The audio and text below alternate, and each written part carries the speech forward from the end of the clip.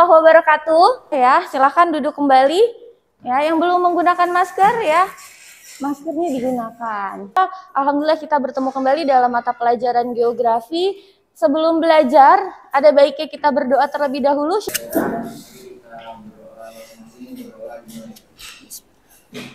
Apa di geografi? Tentang peta, ya. Kemudian ada lagi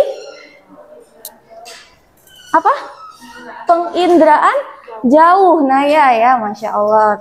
Nah, kita sudah belajar tentang peta dan penginderaan jauh ya. Terakhir kita sudah menginterpretasi citra dan tujuan pembelajaran. Peserta didik dapat mengidentifikasi sistem informasi geografis dengan menggunakan SIG. Peserta didik dapat memperoleh informasi spasial. Setelah mengidentifikasi SIG, peserta didik dapat menganalisis permasalahan berbagai bidang kehidupan dengan menggunakan WebGIS dengan cermat. Ya. Adapun hari ini kita akan asesmen diagnostik dulu di awal. Wilayah yang terdapat di dalamnya. Wilayah-wilayah yang terdapat di dalamnya. Wilayah kecamatan. Oke, Bizania. Itu hubungan apa kayak jumlah rakyat sama tentang sampah yang dihasilkan. Baik, kaitan dengan jumlah masyarakat dengan hasil sampah yang dihasilkan ya. Ada jumlah RT, ada jumlah kecamatan, ada data kecamatan, ada jumlah penduduk dan kaitannya dengan jumlah sampah. Nah, sampah itu masalah bukan teman-teman? Masalah. Kenapa sampah bisa jadi masalah? Terus jadi banjir. Oke, menghambat aliran air. Terus jadi banjir ya. Banjir masalah? Masalah. Ini kan susah dibawa. Ya. Ngomongnya apa? Anorganik. Sampah anorganik. Iya, susah untuk didaur lagi. Jadi bisa menyebabkan apa ya? Kayak menyumbat saluran. Menyumbat saluran air. Nggak bisa menyerap ini juga. Teman-teman sudah sedikit memahami ya tentang analisis data. Nah, teman-teman bisa dilihat di sini.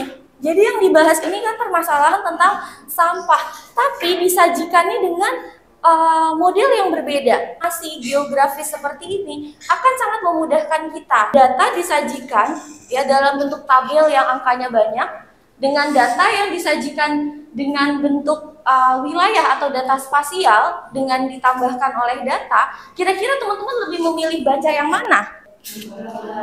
Data bergambar. Nah, jadi kita akan melihat nih ya lebih jauh lagi terkait dengan sistem informasi geografis. Pertanyaan berikutnya dari Ibu.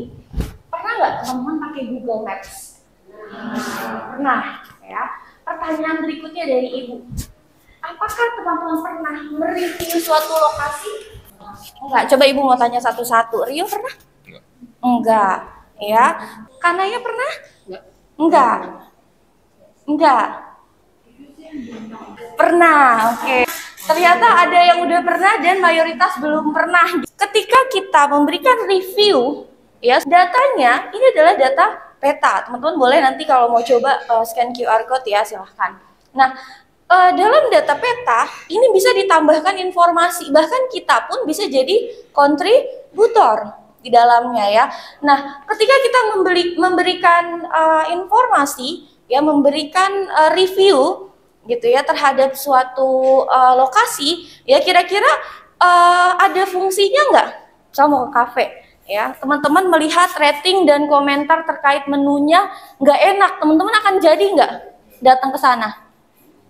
Enggak, ya jadi sebenarnya ya ini analogi dalam sebuah sistem informasi geografis. Jadi ini ada sistemnya teman-teman.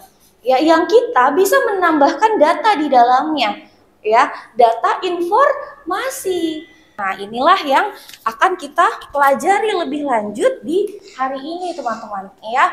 Nah pertanyaan Ibu berikutnya, kita hari ini akan belajar SIG, Sistem Informasi Geografis. Ya, apa sih yang dimaksud dengan SIG? Dulu deh, sistem itu apa sih? Apa? Mekanisme. Jawaban Naufal. Informasi itu apa? Informasi itu data. Sistem informasi geografis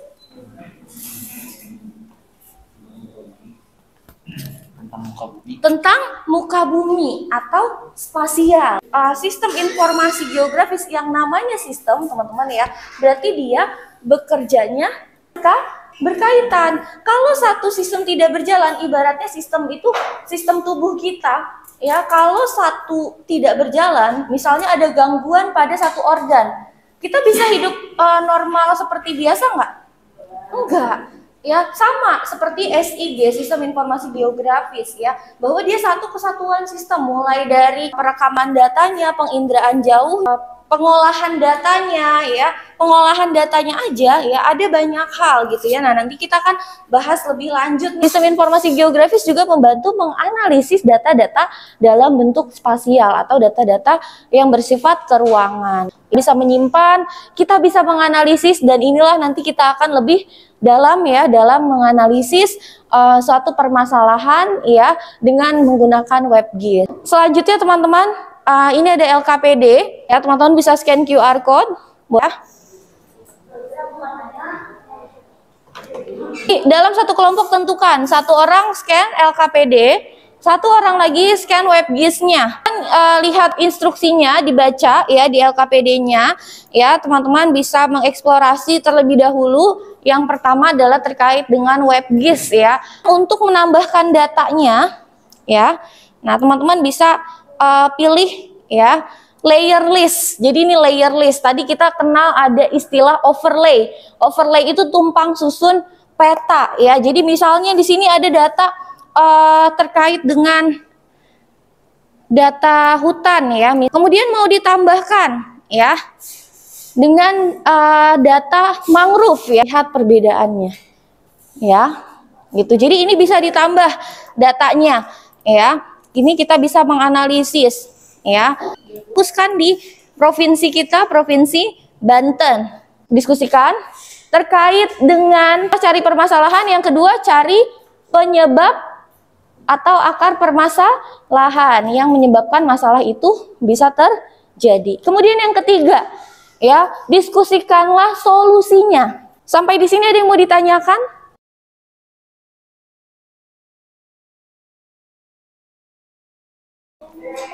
Wow, keren ya Bu. Iya, keren. Saya baru lihat. Iya, namanya peta interaktif WebGIS. Kan kita tentuin awalnya lokasi dulu, baru nanti kita pilih ininya, permasalahannya. Gitu. Jadi walaupun namanya hilang, kita udah tahu nih, oh areanya di sini gitu.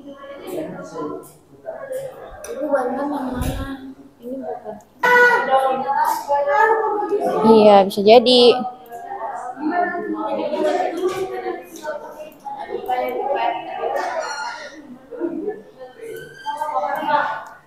Nih. Iya. Yuk, coba. Iya. Bisa. Ini Banten kan ya? Iya, Provinsi Banten. Tadi udah ketemu tuh. Ternyata statistiknya aja jadi kesenangan tersendiri ya. Masya Allah. Harus di Indonesia kan? Serta lebih mudah, satu mudah dapat datanya, yang kedua kita tuh udah kebayang sama daerahnya.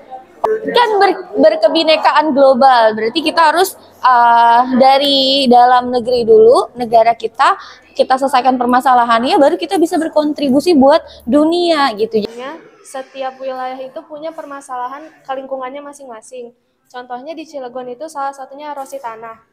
Erosi tanah ini bisa merugikan masyarakat, jadi harus teman-teman, baik, tadi sudah disampaikan ya dari kelompok Citra ya, Masya Allah, Alhamdulillah tadi sudah lengkap ya dari permasalahannya. Permasalahannya apa tadi yang dibahas oleh kelompok Citra? Tentang erosi, betul, di wilayah Cilegon, betul ya, di wilayah Cilegon. Nah, tadi ada analisis penyebab ya. Penyebabnya tadi dari apa aja erosi itu sebabnya?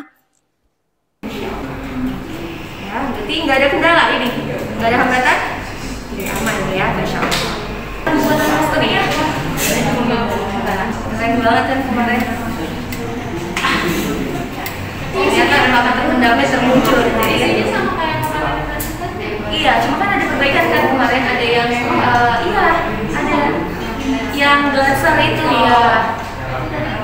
Nanti lah ya. Jadi yang glancernya nggak masuk karena kan kita di Kota Tangsel nggak ada, di Banten nggak ada glancer ya.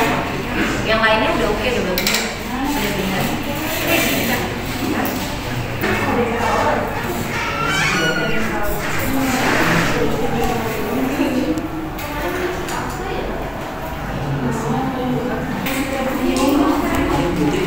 Ini pakai pensil dulu.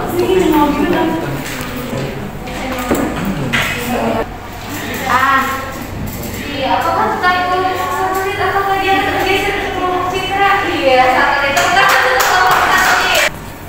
Klasifikasi daerah aliran sungai. Permasalahannya itu berkurangnya kualitas air pada aliran air sungai. Jadi di petanya itu ada dua jalur, ada dua warna. Yang biru itu artinya dipertahankan dan yang merah itu dipulihkan. Ini tuh sungai di daerah Ciledug. Selanjutnya penyebabnya. Penyalahgunaan sungai oleh warga setempat yang digunakan untuk keperluan mandi dan kebutuhan yang lainnya, seperti pengairan ditambak sehingga hasil tambak menjadi tidak optimal. Kedua, limbah pabrik yang dialirkan ke sungai yang membuat air sungai tercemar sehingga menjadi hitam dan juga mengeluarkan bau menyengat yang berpotensi membunuh ekosistem. Yang ketiga, krisis air yang disebabkan oleh pembabatan hutan sehingga air pada sungai menjadi kering. Yang keempat, sampah rumah tangga yang dibuang ke aliran sungai.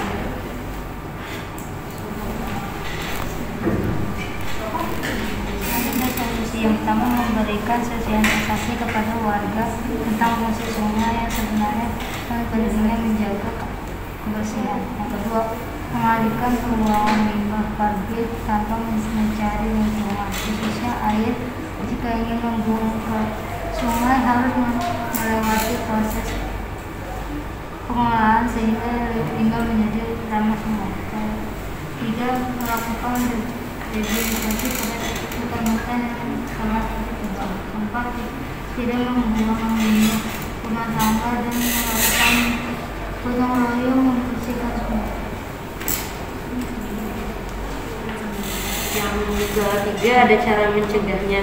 Yang pertama yaitu melakukan pengelolaan limbah dengan benar, menggunakan bahan-bahan ramah lingkungan, tidak membuang sampah di sungai atau di sumber lainnya, menggunakan deterjen yang ramah lingkungan, rutin melakukan upaya pembersihan sumber air, menanam pohon di setiap lahan yang tersedia, menjauhkan sumber polutan dari sumber air, tidak mendirikan kawasan industri yang dekat dengan sumber air, tidak menggunakan pupuk kimia berbahaya dan pestisida secara berlebihan.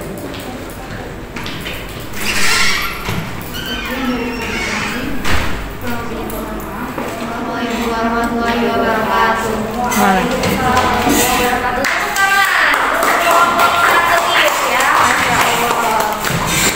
Untuk kelompok satelit ini posternya dibuat secara manual ya. Untuk kontennya teman sebelumnya sudah dipresentasikan ya terkait dengan permasalahan kelompok ya sudah presentasi. Silakan kesimpulan dari setiap kelompok.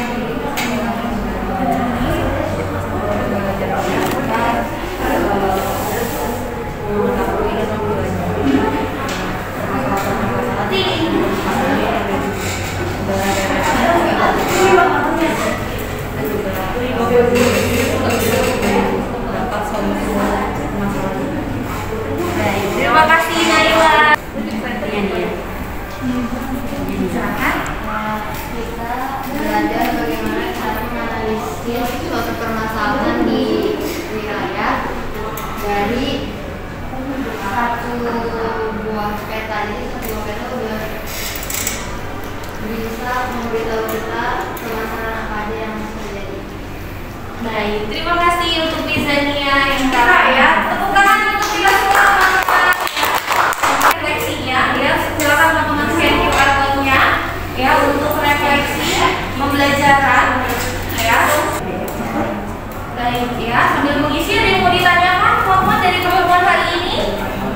teman-teman semua untuk pembelajaran berikutnya ya, nanti kita akan latihan soal terkait peta, pengisian jalur dan sistem informasi geografis ya. Alhamdulillah 3 materinya sudah kita selesaikan ya, sudah kita selesaikan. Sebelum nanti kita masuk ke materi baru, yaitu materi tentang negara maju dan negara berkembang ya. Untuk pembelajaran nanti dengan mengucapkan kalimat hamdalah, alhamdulillah. Terima kasih teman-teman semua.